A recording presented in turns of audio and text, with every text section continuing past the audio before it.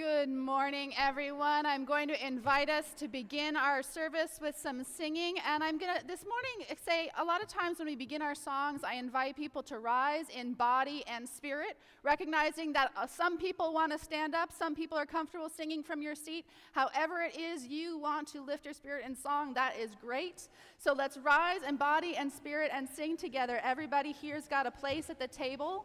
The words are in your order of service or on the screen, and you're going to follow along with Matthew and our singers. Everybody here's got a place at the table. Everybody, everywhere, come on in. Everybody here's got a place at the table.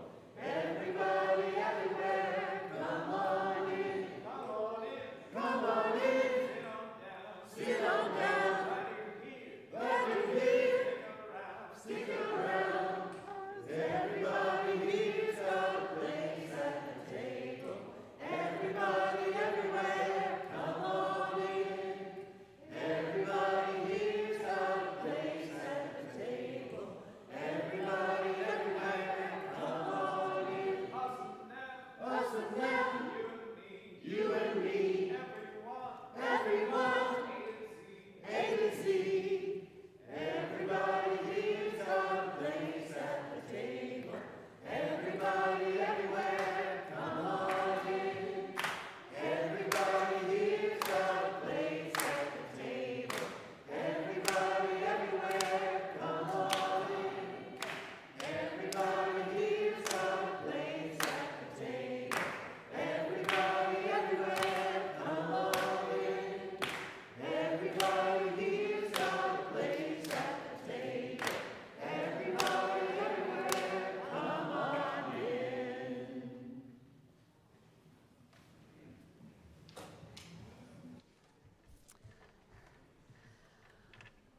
Welcome this morning to the Unitarian Society of Santa Barbara. Welcome into this loving community of seekers where we strive to live with integrity, nurture wonder, and inspire the actions that transform us and transform the world.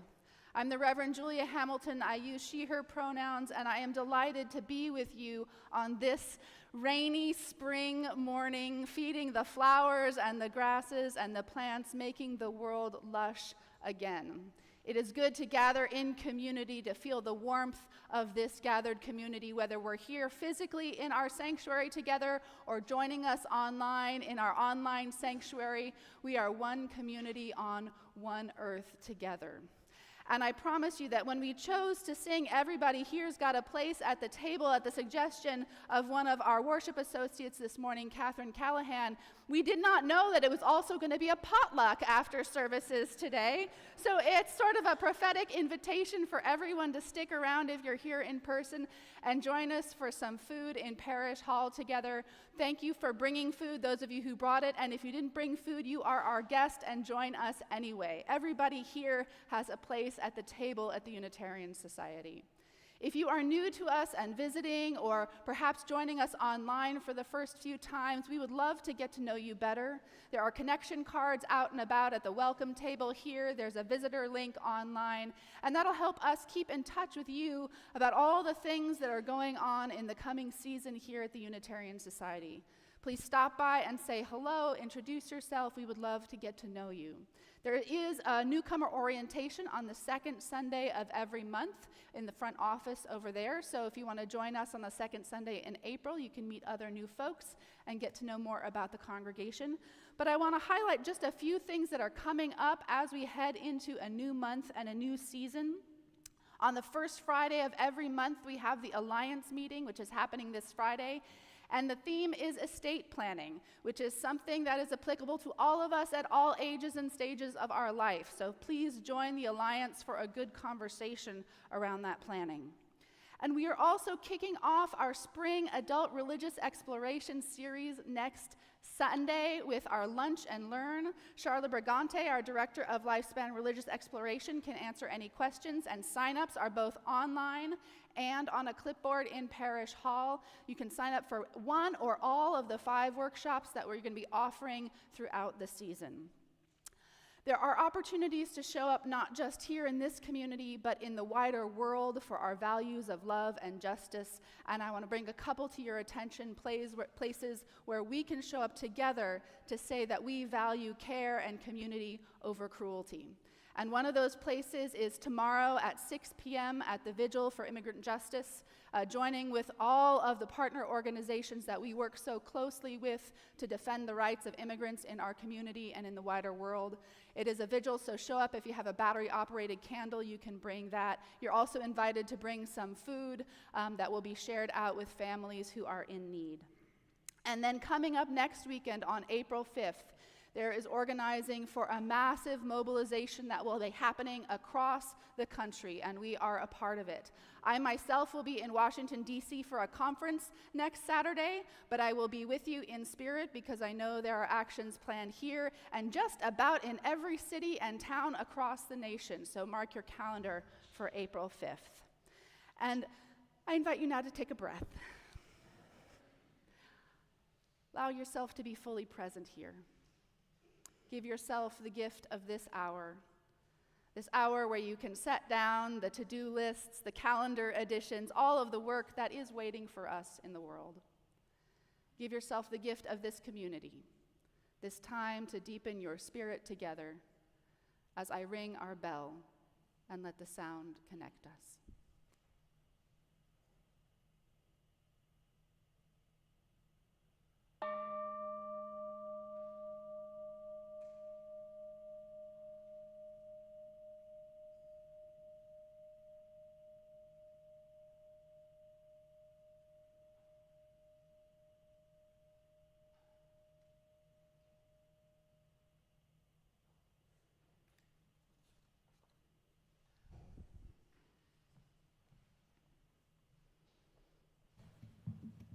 Good morning.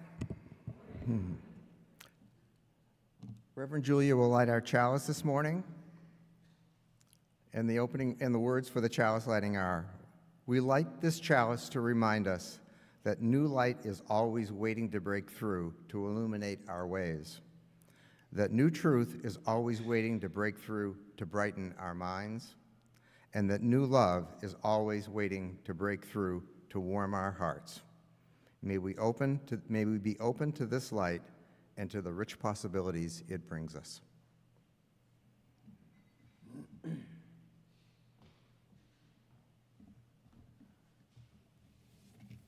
Okay.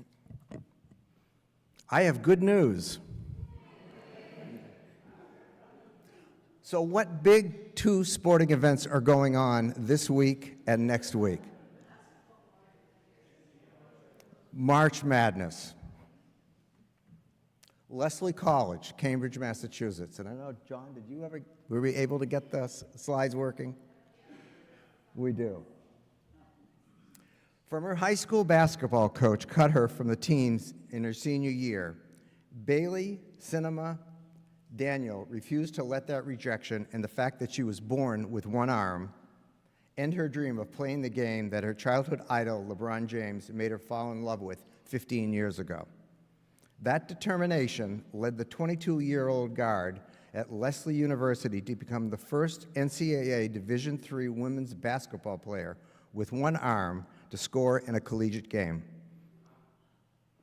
I kind of just took the shot with the anticipation that I would have to go and get it back on a rebound, she said. She then made from the three-point line that snapped the net without hitting the rim. The junior guard, who was born with a tiny right arm that she's unable to use, is studying psychology at the university just outside Boston in Cambridge, and hopes her achievement will inspire others facing similar challenges. When people look at me, I just hope they see me as Bailey. I hope they see me as a basketball player and always see me as somebody who's willing and able to do everything that everybody else is able to do. Coach Rather sees her impact extends beyond the court. We're showing that we can both win and have really high-quality players that might not look like everybody else on our team. Go Bailey and go Lesley Lynx.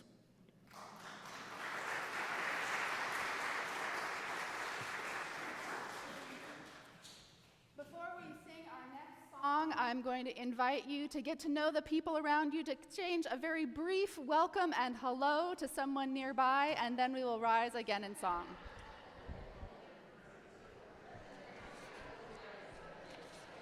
Good morning. Good morning.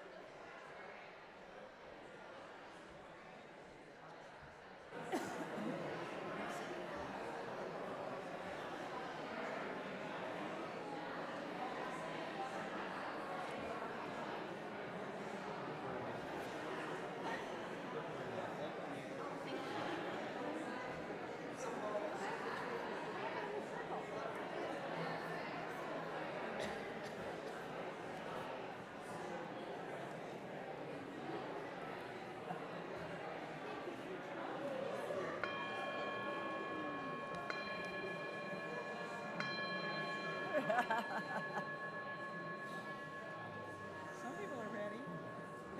I'm going to invite you once again to rise in body and spirit to sing How Could Anyone? And we're going to sing through this simple song a couple times.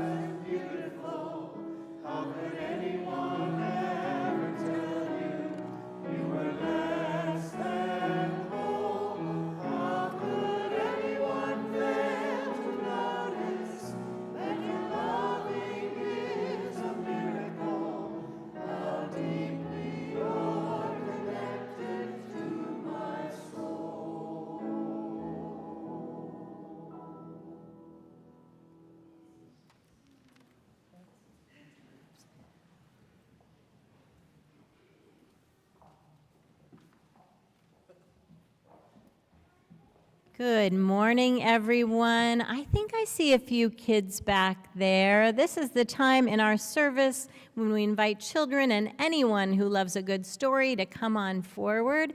And we've got a special storyteller today, Gary Welterlin. And I also want to invite Christina Boardman up for the story. Christina's going to be leading our RE class today for those kids who haven't met her yet.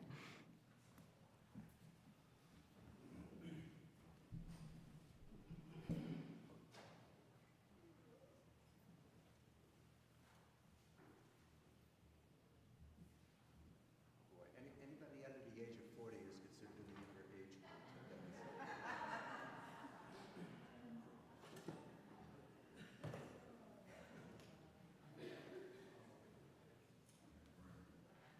No, this isn't going to be a story about the Masters or any of the golf stories, but I want my young friends here to come up here and take a look at these. Could you guys come up? Okay. And why don't you take a couple of them and just pick them out. Okay. Take that one. Okay. And why don't you come here, buddy?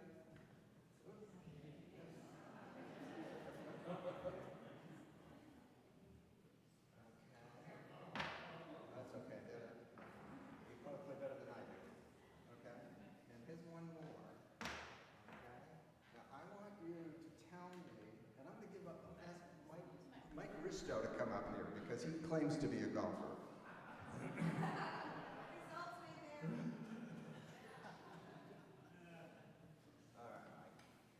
And Mike gets 2. Okay?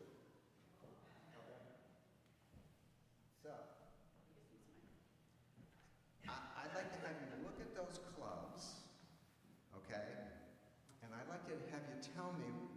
differences are in them.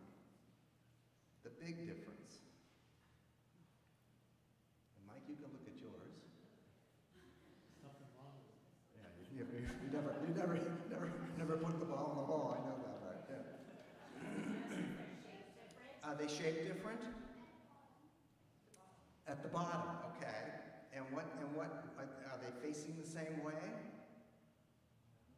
No. Okay. You know why?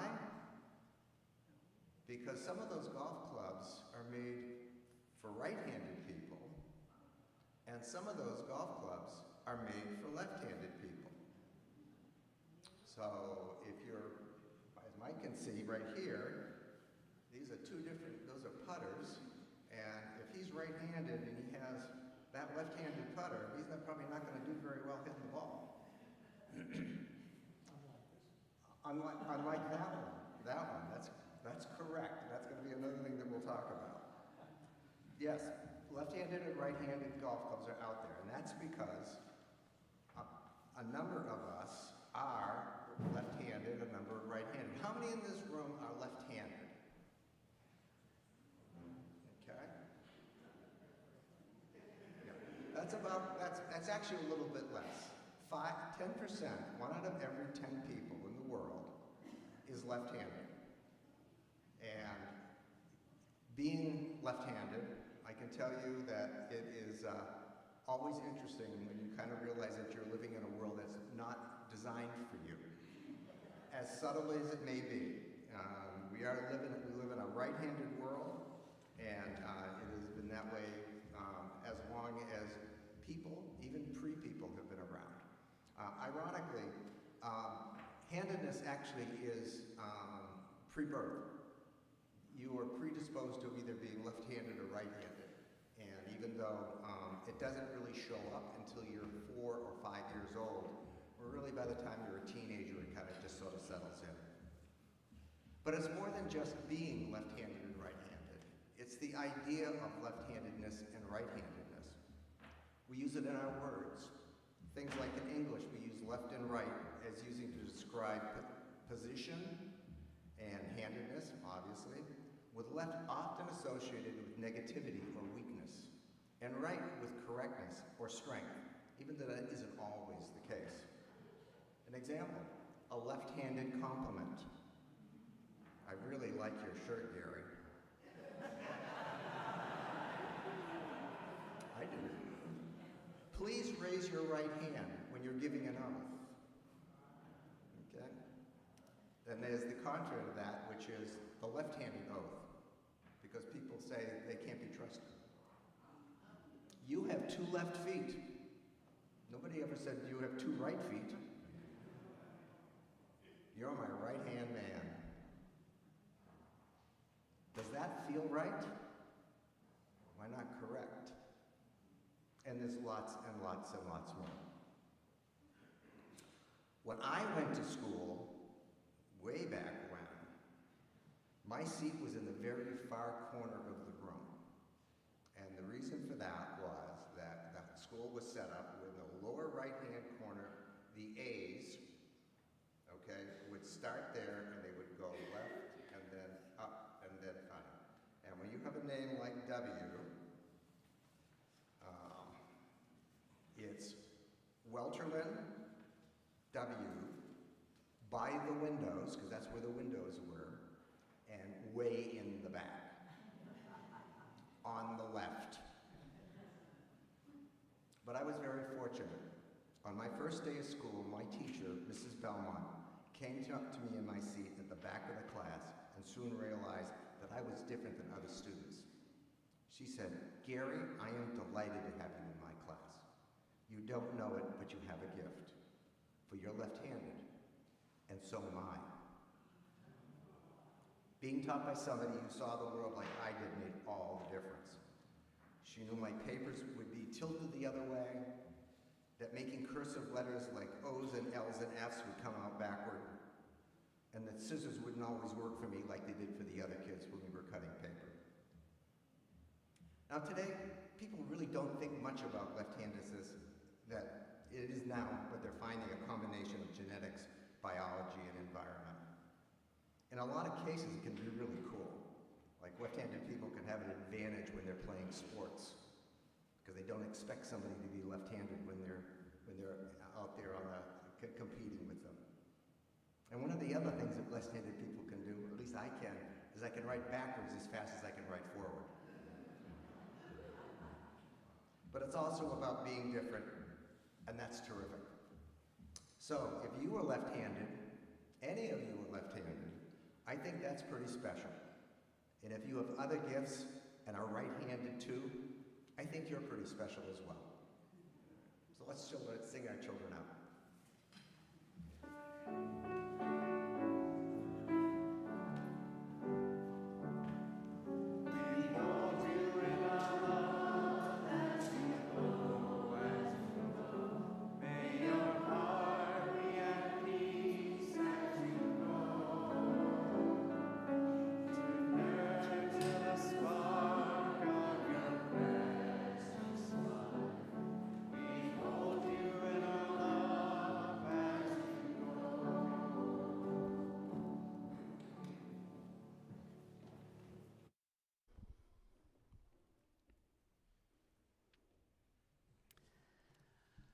I invite us now into a time of reflection, prayer, and meditation.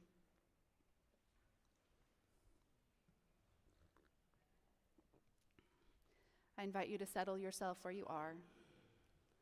Allow yourself to be comfortable in your seat. Attend to your body and breath, perhaps. Arrive once again into this shared space.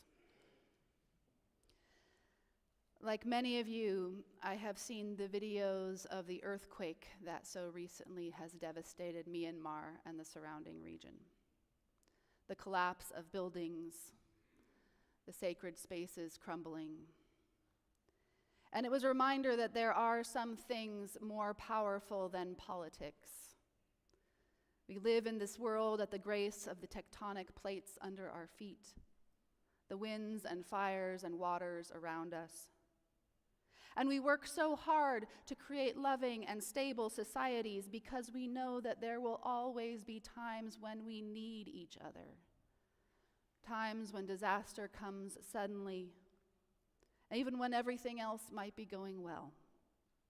And when everything else is not going well, the impact of disasters like this one are amplified.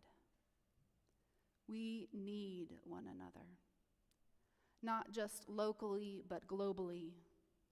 We help not because we are obligated to by law, but because we can as one human being to another. We know that we will all someday need each other again.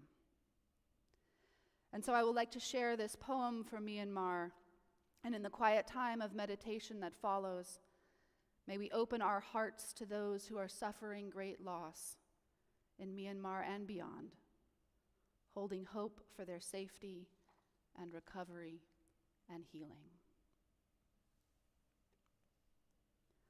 A poem for Myanmar. Anyone who lives where the earth can slip understands the gravity of the situation. When buildings tumble onto soft bodies and sacred stones unstack themselves.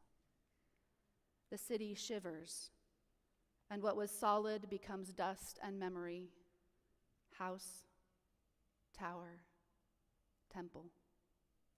And what was liquid spills where it shouldn't, water, blood, tea. The shaking starts unseen, underground, and ends months later in the shoulders of a monk crying over his lost friend. Next year, a woman will trip on a stone and remember, that used to be the lintel of my door.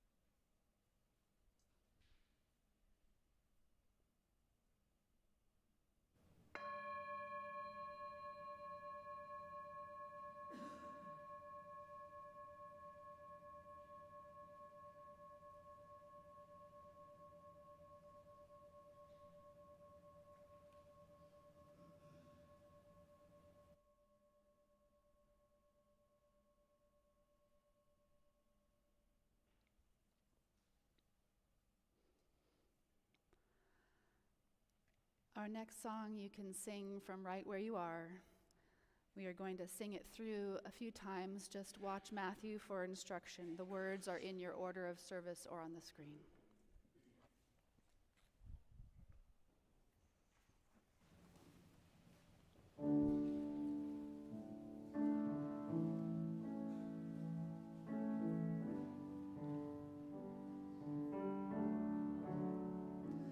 Make us aware we are a sanctuary,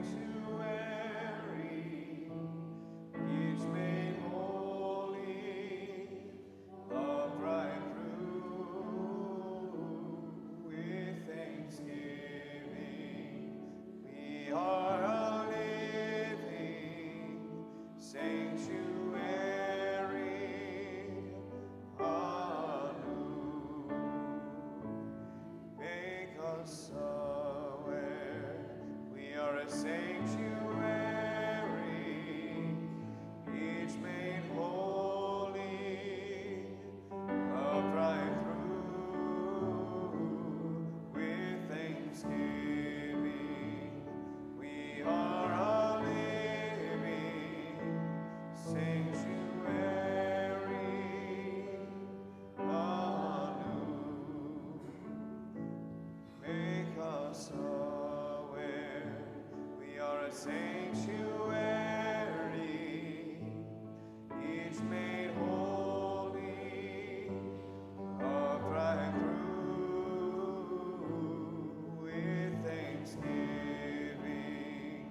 We are a living sanctuary, anew. Make us aware we are sanctuary, each made holy, upright through with thanksgiving. We are a living sanctuary, anew.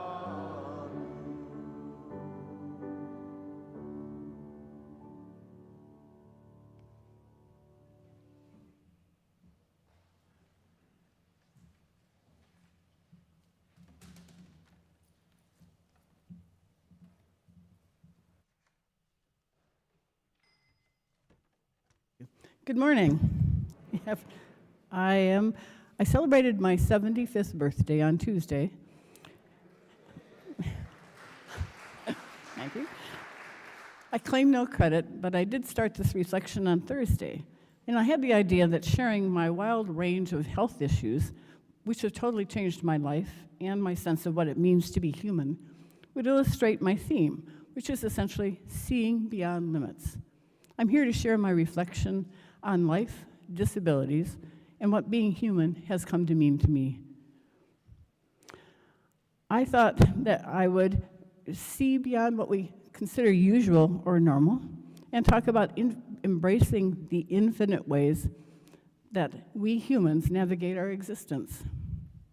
I came up with a chronology of wildly improbable events that overcame my pride, judgmental attitudes, and belief I knew a thing or two. And yet I failed. I failed to do what I wanted with the reflection. I didn't make the point. Different only means different. How I now see many things that many people do not need to use, like wheelchairs, a cane, reachers, braces. And I see those as tools. They allow us to function when we need that assistance. It's like using a hacksaw, a roofing hammer. There are different ways to achieve the same end goals. For example, many of us have been taught to see people in chairs as other. They are only us, using different tools, demonstrating just one of the countless adaptations humans use to help us function. A YouTube video I saw last night, around about midnight, a person who's blind sitting next to a sign that says, "I am blind, help me." Everybody walks by, not even a glance. Someone comes along and rewrites that sign. Suddenly, everybody is stopping to give. What does the new sign say? It's a beautiful day, and I can't see it. That is a capsule description of my last 40 years, a really stark reminder of how the labels society gives us hide our shared humanity and the diverse needs within our community. What I want to share with you today is how these experiences have softened and opened my perspective about who we are, what we do as humans to manage the many challenges and difficulties we face, the creative and diverse strategies we use to meet our needs, how we express our love, our joy, what we do to connect. And my spiritual path has led me to let go of so much. The labels society gives us, for example, unimportant. Embrace learning about how there are many different ways of being in the world, and they lead us to the same endpoints. Our shared human experience manifests through a kaleidoscope of individual approaches. I've learned over the course of my many years that we bring so many ways to manage life and meet our needs. A testament to human adaptability and resilience. Letting go of the idea that my way was better. Open the chance for me to learn and expand my horizons beyond anything I had known was possible. To recognize the inherent value in every unique approach to navigating life. I stand before you as a person who was labeled disabled at age 46. I lost a profession over it. I served a very long apprenticeship at the table of what can go medically awry, while learning that we lead rich, complex lives as humans.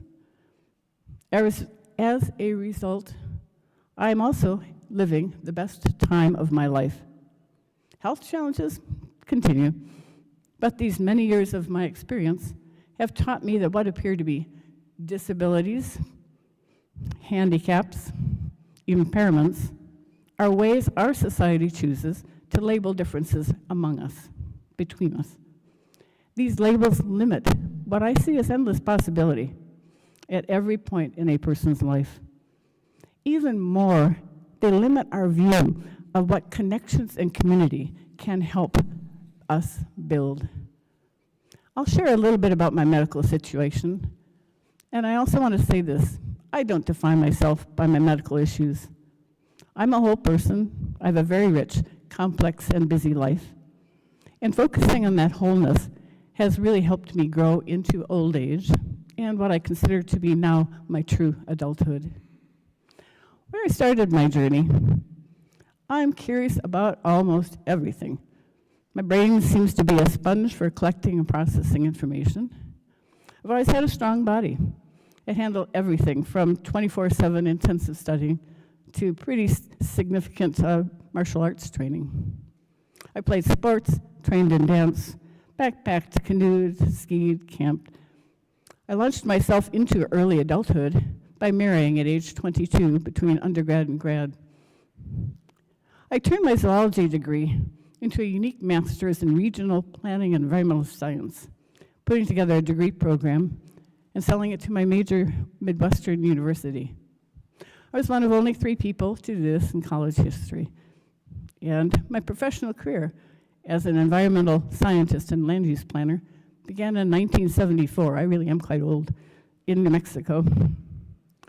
After several years, my husband and I decided to start a family, then relocated to Santa Barbara for my then husband's job. I worked for an international engineering consulting firm, and then for local government. It was here I ended the long marriage with 2 very young kids. That started my adult apprenticeship to life's realities, marked by a procession of health issues. My professional career ended quite abruptly at the turn of the century. My employer first tried to fire me, and then negotiated a disability retirement. Having a pro bono lawyer helped a great deal. While working through the severe depression and complex PTSD that followed, I was diagnosed with an incurable blood cancer at 43. My kids were 14 and 11. I was a single mom.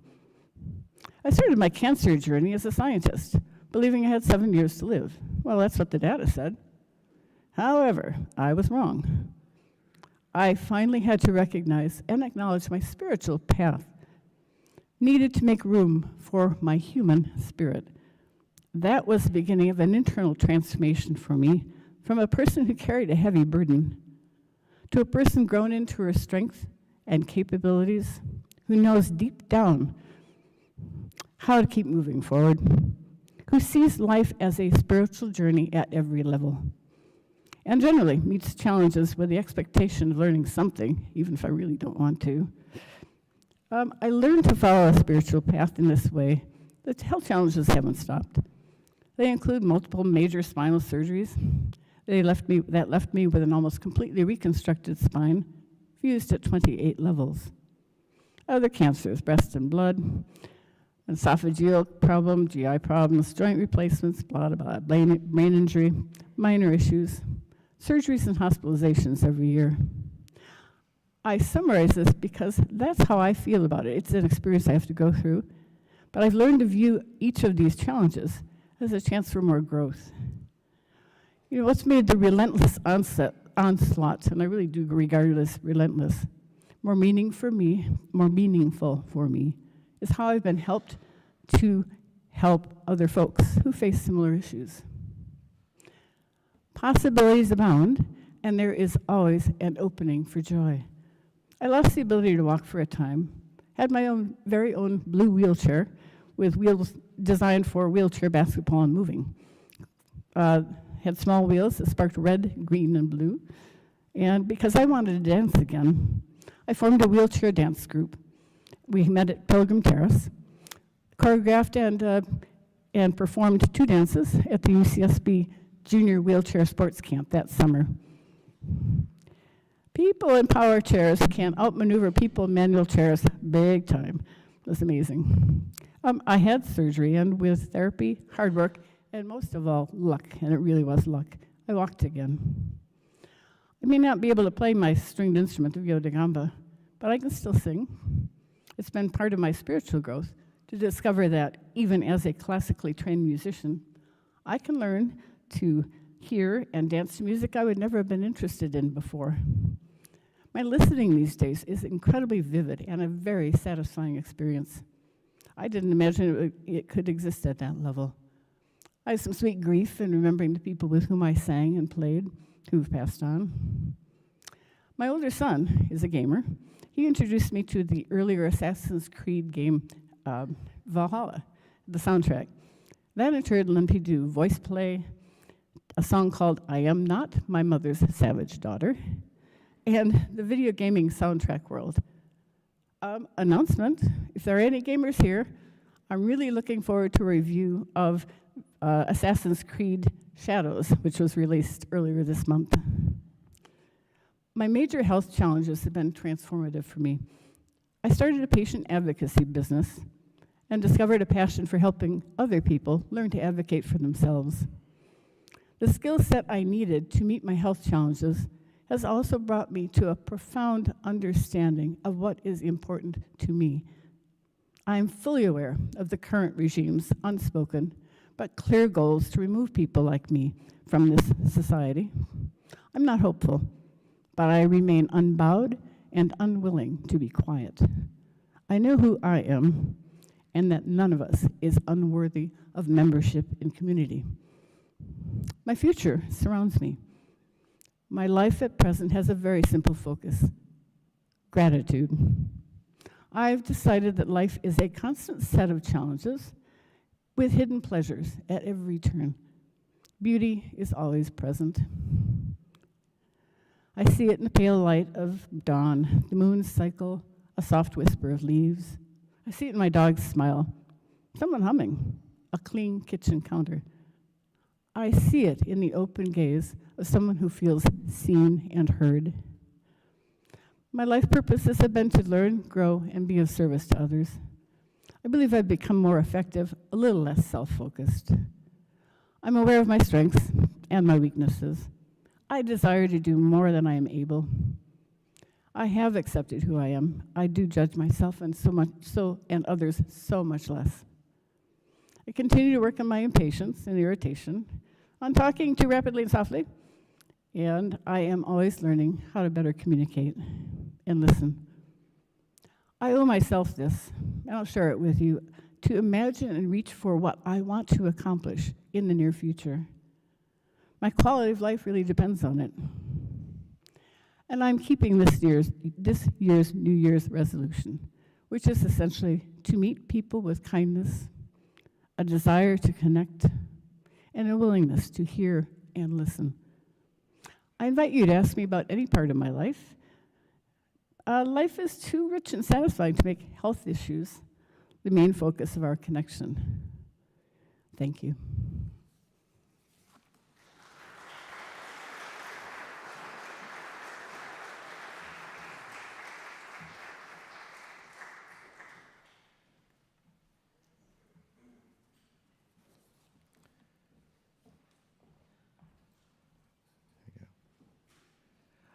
March offering is for the Hunt for Justice. Each year, we make our traditional Easter egg hunt, the Hunt for Justice, a faith in action family project. Our outreach offering for this month will collect money to fund 3 local organizations, and then in early April, our children will vote for their favorite causes. Please join me in saying our affirmation of gratitude and giving. Let us be grateful when we were able to give, for many do not have that privilege. Let us be grateful for those that share their gifts with us, for we are enriched by their giving. And let us be grateful even for our needs, so that we may learn from the generosity of others.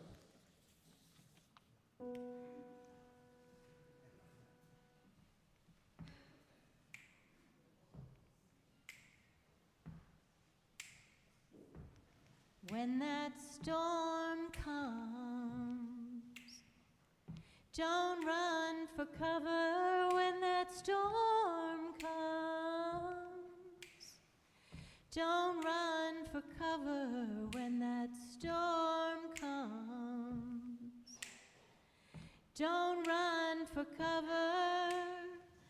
Don't run from the coming storm, 'cause there ain't no use in running when that rain falls. Let it wash away when that rain falls. Let it wash away when that rain falls. Let it wash away. Let it wash away that falling rain, the tears and the trouble. When those lights flash, you hear that thunder roar. When those lights flash, you hear that thunder roar. When those lights flash, you hear that thunder roar. Will you listen to that thunder roar and let your spirit soar? Will you open up your door when that love calls? Will you open up your door when that love calls? Will you open up your door? You gotta stand on up and let it in. You gotta let love through your door when that storm comes. Storm coming, yeah. Don't run for cover when that storm comes. Don't run for cover when that storm comes. Storm coming, yeah. Don't run for cover. No. Don't run from the coming storm. 'Cause you can't keep a storm from coming. keep a storm from coming. No, You can't keep a storm from coming. You can't keep a storm from coming. You can't keep a storm from coming. You can't keep a storm from coming. You can't keep a storm from coming. You can't keep a storm from coming. Coming, coming, coming, coming.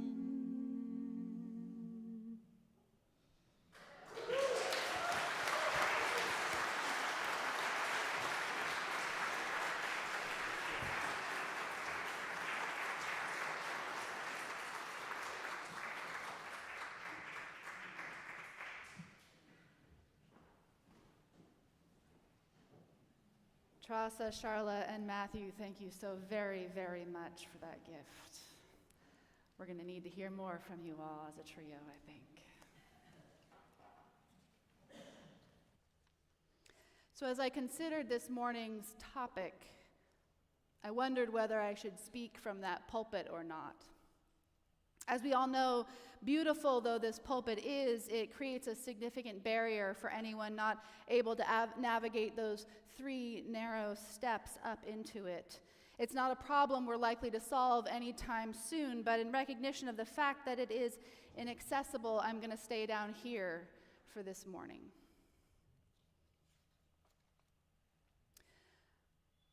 On Wednesday, January 29th, a plane collided with a military helicopter near the Ronald Reagan Washington National Airport. It was a terrible accident. Many of you probably remember it. There were no survivors from the plane or the helicopter, and 67 people lost their lives. A few days after the accident, I was driving in my car listening to the news on the radio, and I heard the then newly elected President of the United States speculate that perhaps the crash had happened not because of a tragic mistake, but because the FAA had implemented diversity, equity, and inclusion policies. That perhaps unqualified people had been hired because of their identities rather than their skills. And he specifically mentioned people with disabilities as the possible problem. He had no data to back up this claim, of course. It was just a hunch, just as he said, common sense. Common sense that the mere possibility of the presence of people with a disability in the control tower was enough to cause disaster. Now, I want to start by making it clear what I mean when I talk about diversity, equity, and inclusion. These programs and policies in workplaces, schools, and civic spaces are about removing barriers to access, not lowering standards. To take an example from the above-mentioned incident with the FAA, there is no reason a person in a wheelchair could not be an excellent air traffic controller. However, if the doorway to the tower is too narrow for them to get their chair in, they are effectively barred from the job, although they could meet every requirement. We are literally talking about what it takes to get someone through the door, not their ability to do the work once in the room. In the 2 months since this incident, the attacks on diversity, equity, and inclusion have only gotten worse. While a lot of the efforts to dismantle these programs have been focused on race and gender, it is clear that this administration is remarkably hostile to people with disabilities, mocking, minimizing, and effectively erasing anyone who does not fit into an able-bodied stereotype. We are seeing a rapid regression of the legal rights that have only so very recently been won. It was only 1990 when the Americans with Disabilities Act was passed, after all, well within the lifetime of most of us here in this room. And it is not an exaggeration to say that in the history of authoritarianism, in places like Nazi Germany, people with disabilities were the first targets for exclusion and removal from society. This is not an abstract fear. This is a lived experience in our history of being human.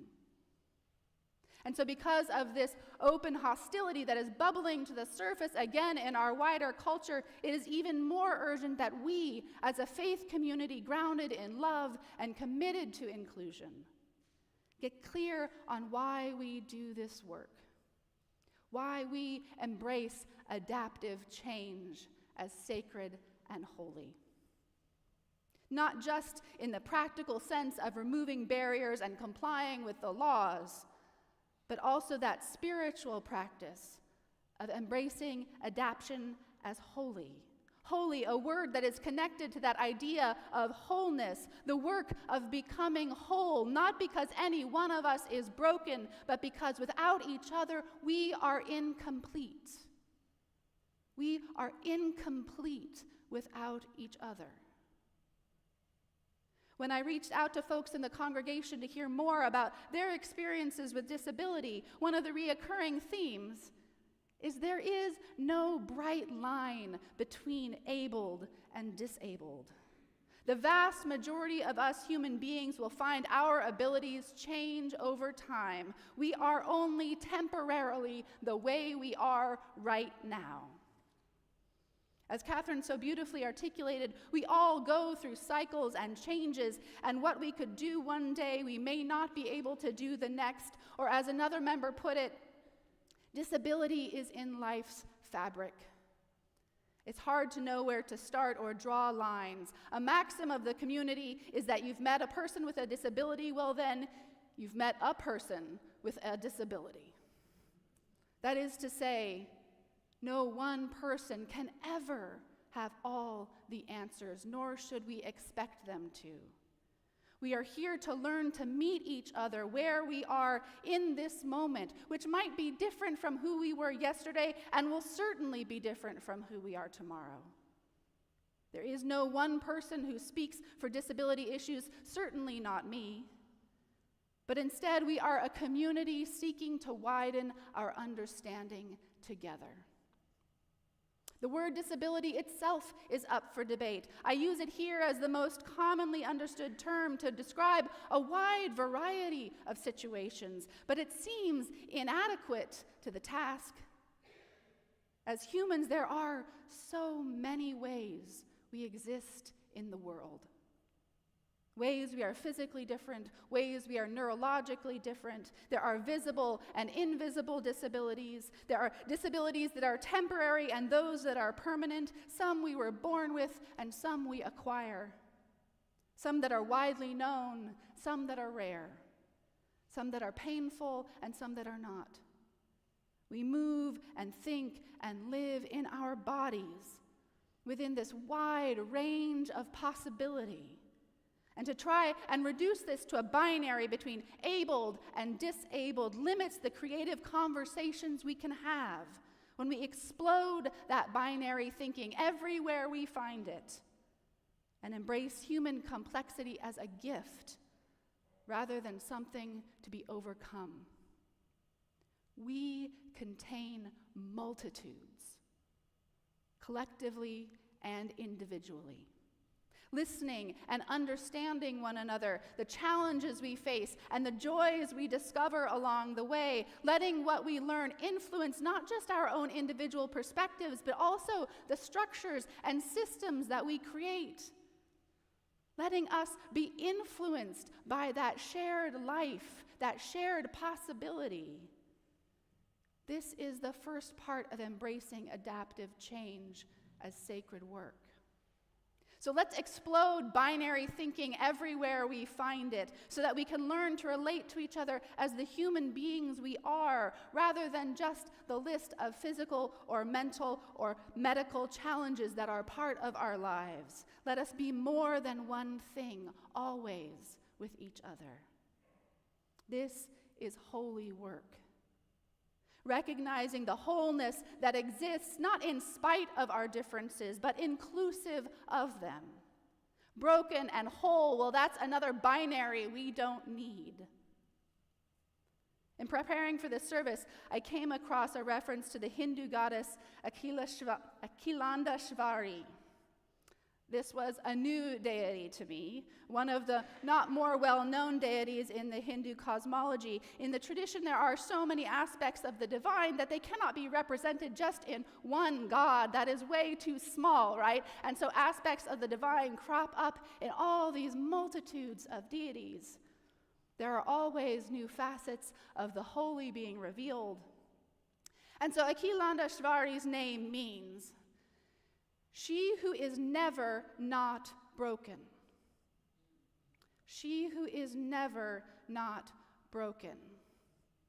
And the Sanskrit translators that I read said that double negative is really important in her name. She is a goddess who rejects the idea of ever being done, ever being finished, ever being perfect, ever being complete. She breaks and remakes herself over and over again, fearlessly riding the crocodile she is often depicted on. The Hindu writer and performer Shivali Bhamar describes the importance of her this way. In religion, philosophy, and culture, we're usually focused on the completeness of something, both in ourselves and outside of ourselves. As a society, we are obsessed with perfection and are constantly striving to have everything in place so we can feel whole and final. Many personifications, descriptions, and depictions of the supreme consciousness focus on completeness and wholeness, the writer says. However, the existence of Akhilandeshwari Ma completely flips this concept on its head. She goes on to say, if we were complete and whole, we would be void of change, evolution, creative expression. We would be stagnant. Existence would be unsavory and stale. Another writer says about the goddess, she reminds us of the cyclical nature of reality that we are experiencing in every moment. Everything is not so neatly ordered, controlled, and contained, nor does it have to be. She is not stuck in one form, nor does she want us to be. That was where the light went off for me. She is not stuck in one form, nor does she expect us to be. I can't think of a better goddess to represent the sacred work of adaptive change, to remind us that the worth and dignity of our humanity is not measured against some imaginary state of perfection, but rather in the action of creative and ongoing growth. That what we perceive as brokenness is also often that which brings us life. Each of us gets to define for ourselves how we approach that growth, but grow we must. It is never not broken. And at the same time, it is never not whole. And so not just as individuals, but as a collective, it reminds us that liberation is not found in perfection, in uniformity, but in these ever-changing cycles of living. And this is not work that can be done alone. Creating a culture of change and growth that moves us toward inclusion as a congregation is never just the work of any one person or any one committee or the board or me. As we mentioned earlier, no one person has the complete picture. Even the words we use change and evolve over time. A lot of the words that I grew up with, that maybe you grew up with, no longer serve us. And so we find new words to reflect new experiences as we learn about them. And I know that the next generation will find new ways to teach us to grow again and again. We are not working toward perfection, but ever-widening circles of inclusion. We're not trying to finish work that someone else started, but just to take up the work that is ours in this moment, knowing we are never done becoming. Transformation.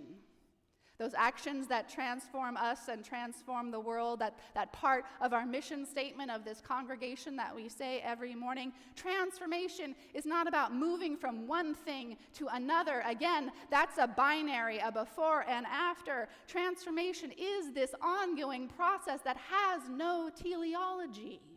Teleology, which is just a fancy religious word for saying an end point. There is no end point to this work. In our faith tradition, we do not have a prescribed telos, that goal, that final reckoning, that vote up or down on whether we've succeeded or failed, whether we're saved or damned. That point at which it is all accomplished, we've let that go. We are a tradition that embraces the process of evolution and change as the sacred nature of life itself. The possibilities of life are endless, and the diversity of life is a source of joy and wonder and challenge and creativity. And because that diversity is always changing and evolving, adapting and changing becomes the way we stay engaged with that life, that larger life that moves through us. It is the way we keep oriented toward the future, toward what we must become, so that we can be stronger together to meet this moment, which will require our strength. Not the strength of any one of us alone, but the strength we have when we cast that circle as wide as possible and gather up as many as are willing to fight for joy and justice and love and care against a culture of cruelty that is seeping into every nook and cranny it can find. Now, I know some of you might have been hoping that this service would give you a bullet list of things that we're going to do as a congregation to become more inclusive. We are doing that work.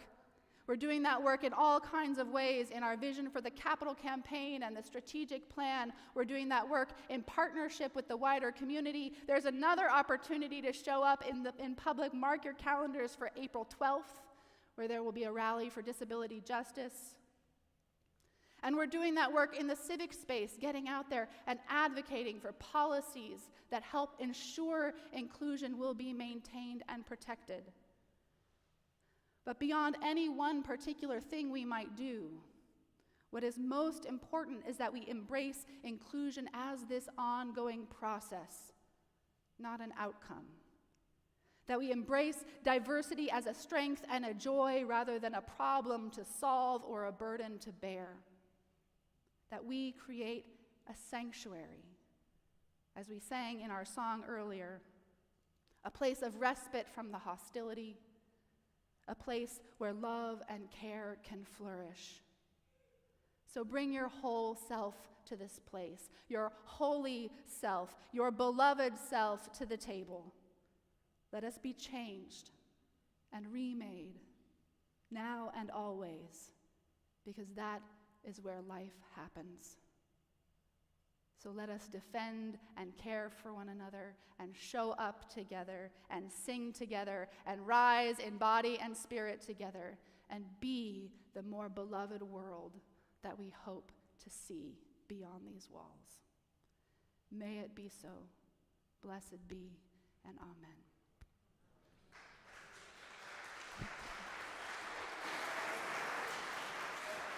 So we are going to sing together one more time, and I want to say before we sing this song, this is an example of how our tradition adapts and changes. The title of this song has changed from what is in the teal hymnal. You'll see little stickers in there. We changed it.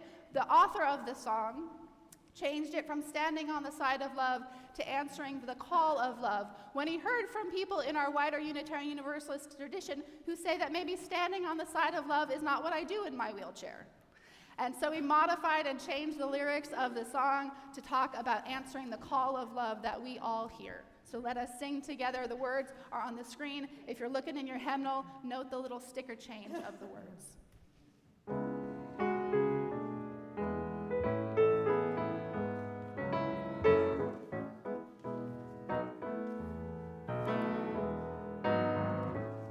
The promise of the Spirit.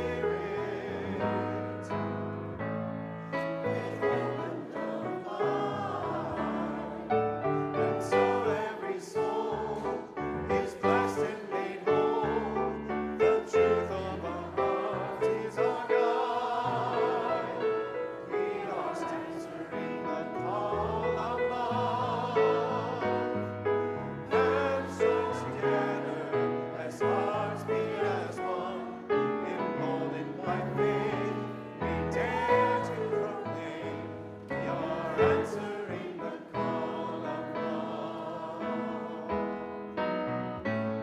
Sometimes we build a barrier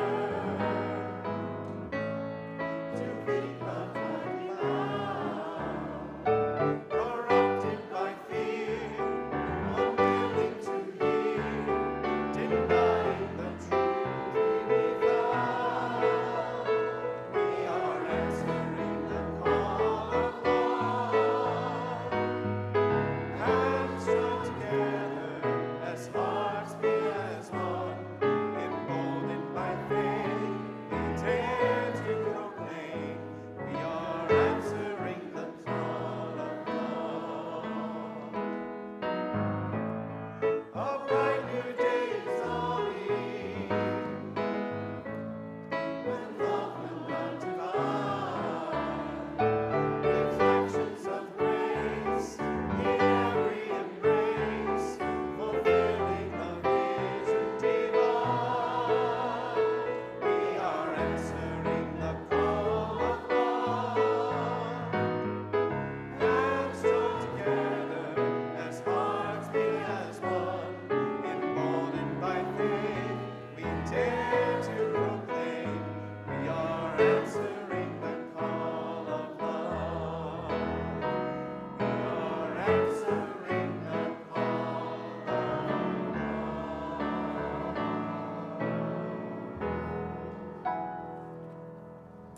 So stay right where you are, and if you would like to hold hands with the person next to you, if you've got permission, if you want to put your hands over your heart, that's fine too. Hold them open wherever you are, however it is you get connected to that larger life that flows through us. And as you go out into this beautiful and heartbreaking world, may the light of love shine upon you, out from within you, be gracious unto you, and bring you peace. For this is the day we are given. Let us rejoice and be glad in it. And let us call out a blessing.